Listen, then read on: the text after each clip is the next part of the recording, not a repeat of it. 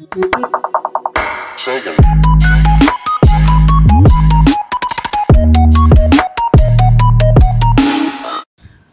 sahabat RC, ketemu lagi dengan aku Danang Oli. Pada video kali ini aku bakalan ngebagi ke kalian. Kemarin ada beberapa orang sempat nge-DM aku dan menanyakan perihal MN di 90 ini. Dan pertanyaannya itu ada dua. Yang pertama bertanya tentang gimana sih solusinya mengatasi masalah tentang motor yang gak mau jalan lagi atau motor yang nge-gym. Dan yang keduanya itu pertanyaan mengenai kenapa mobil RC ku RCMND 90 ku bisa ngelaju smooth dan bisa ngelaju lebih kencang. Nah, sebenarnya pertanyaan ini pertanyaan yang beda, tetapi sebenarnya jawabannya bisa aku jadikan satu. Oke, langsung aja. Sebelum itu jangan lupa kalian subscribe channel ini dan kalian like serta kalian share ke teman-teman kalian. Mungkin sebagian orang sudah tahu jawabannya, tapi ini sedikit informasi buat teman-teman yang mungkin belum tahu. Nah, sebenarnya itu aku nggak terlalu meribetkan ya.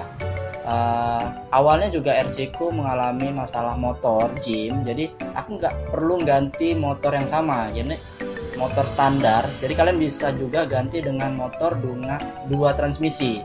Nah, sebagai contoh kalian bisa ngelihat videoku yang seperti ini. Nah, ini perbedaan motor dua transmisi, artinya satu transmisi sebagai transmisi slow dan satu lagi transmisi yang speednya.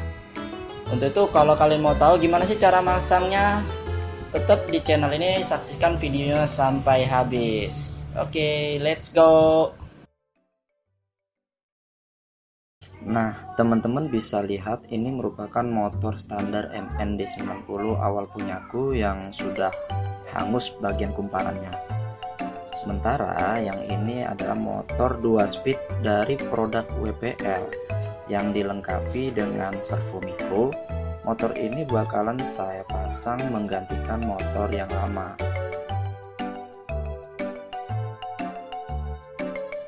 Sebelum dipasang, teman-teman harus merakit terlebih dahulu antara gearboxnya dengan motor plus mikro servonya. Dan yang perlu teman-teman ketahui, gearbox 2 speed ini membutuhkan remote 3 channel. Contohnya itu seperti remote FS GT3B, GT3C dan lain-lain. Kalau hanya menggunakan 2 channel, nanti gearboxnya tidak berfungsi dengan 2 speednya, jadi hanya salah satu speednya aja yang bisa kalian gunakan gitu.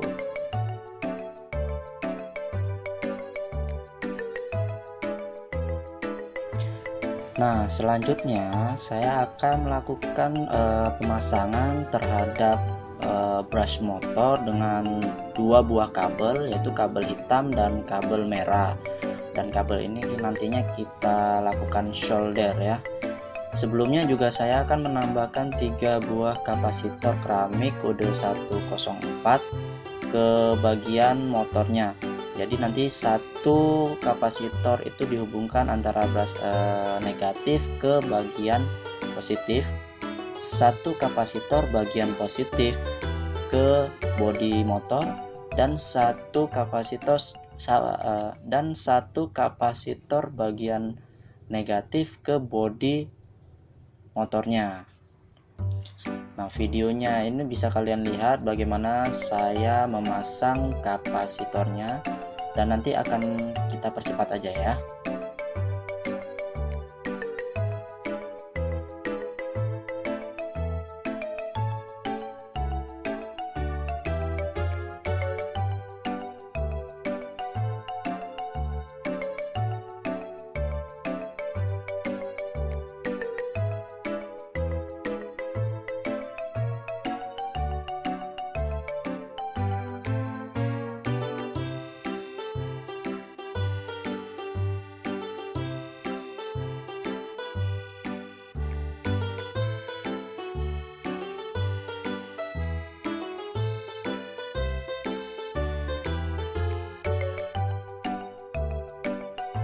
Dikarenakan kopler lama itu terbuat dari bahan plastik dan tidak ada baut kecil untuk mengikat atau mengunci ke bagian gearbox, Jadi saya menggantinya dengan kopler metal seperti yang terlihat.